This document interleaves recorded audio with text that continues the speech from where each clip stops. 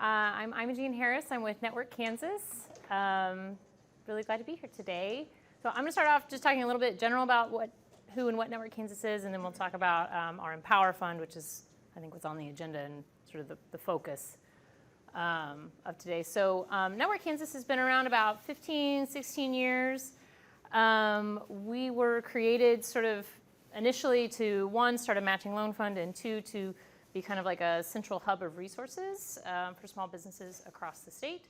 So you can really break us down into about three main functions. One of those is what we have is a referral center where we bring together our different resource partners for small businesses across Kansas. And Tiffany is here today. She runs our referral center. And NetWork Kansas has a booth out there too that you can go visit if that makes sense after this.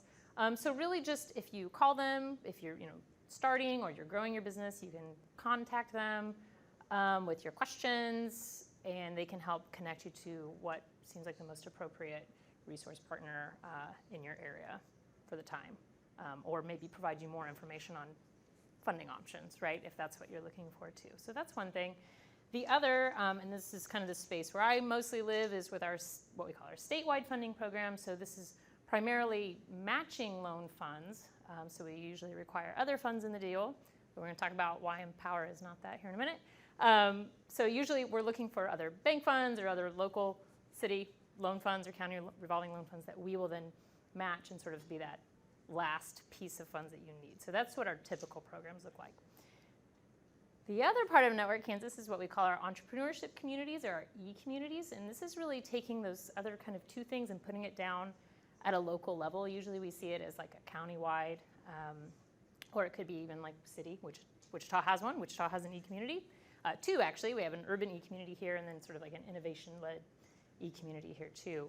And they have access to a locally controlled loan fund as well. So they build a leadership team that's focused on entrepreneurship, and they build a financial review team that will actually be making the decisions on those loan funds, right? So instead of like one person or one review committee for the whole state, we're saying, hey, it's the communities that really know their entrepreneurs the best. We want them to be the ones making the decisions about funding.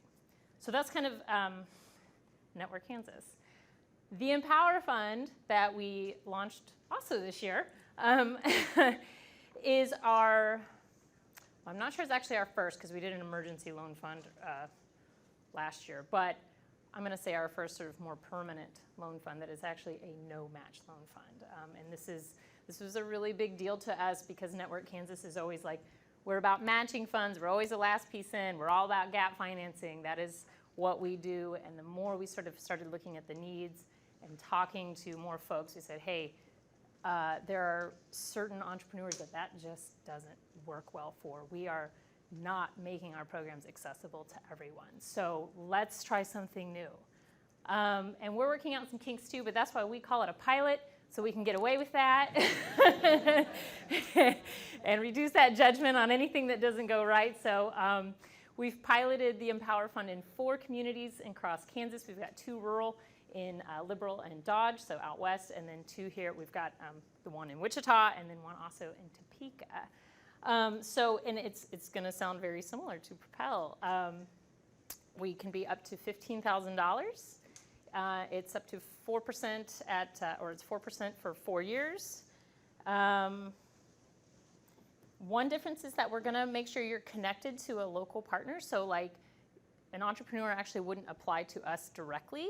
We're going to want you to work with somebody in your community to help submit the application. And part of this is helping sort of the due diligence for us, and then also just wanting to make sure you're connected into the entrepreneurial ecosystem, and you can find these folks. You can find Christina if you haven't already. You're all here. Right? And so our main partners right now in Wichita would be, if you're connecting in with like the Create campaign, that could be a partner. We work some with the Kansas Business Services, and I'm not sure if he is here today. And then also you can go through the Wichita Urban e-community. Those would be kind of your prime entryways to find your way to the Empower Fund. And you can always call our Referral Center too if you need more information on kind of how to do that. So you'll work with a partner. they'll help you apply. And then the other piece of that is there will be some sort of technical assistance part that'll be kind of required as that application. And this just really kind of depends on which partner you're working with. It may be something where they're like, hey, you're going to agree to be working with a small business development center person for however many hours, or on specific, like marketing or your business plan. Or maybe with Kansas Business Services, you're going to have so many hours of consulting. So it just kind of varies, but there will be some technical assistance piece that's also attached to that loan. And again, this is just sort of, it's a pilot for us. We just want to feel like there is some more due diligence. Like I said, our other programs, usually it's gap financing, so that due diligence comes with that other funding. So when we don't have it up front, this is the best way that we've thought of on kind of how to make sure that's happening, and you're connected to those resources as well. I think that's kind of the main thing. The source of funds for it was we've been working on a different fund with the Kansas Health Foundation. And so this is like a sort of a subset of what we call our Kansas Community Investment Fund. And then also Blue Cross Blue Shield has provided us some funds to support this work as well.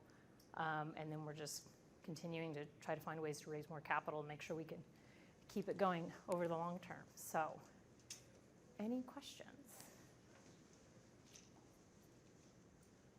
No? Okay, you guys are easy group. Oh, we've got some time.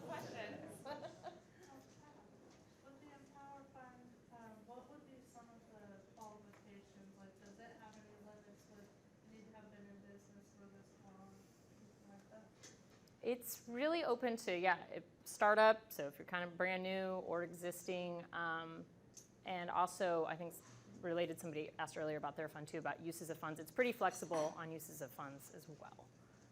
So.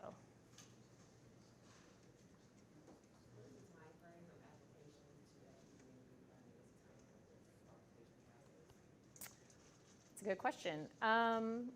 Well, and thank you for asking that, because that brings up another good point. So the Empower Fund is really kind of a combination of how our statewide funding programs run and our e-community programs run. So we're actually sort of borrowing the urban e-community financial review team to also help us make decisions on these deals as well. Again, trying to put that decision-making power as close to the community as possible. So I'm not sure, I'm not as familiar with how fast that e-community team works, but basically once you're working with that partner and you get that application in and they have their review committee, and I'm not sure if it's monthly or if they kind of meet as needed, but once that's done, we can usually, once they say, hey, we're ready to fund this one, we can cut a check in 1, maybe 2 weeks, kind of depends on when it comes in.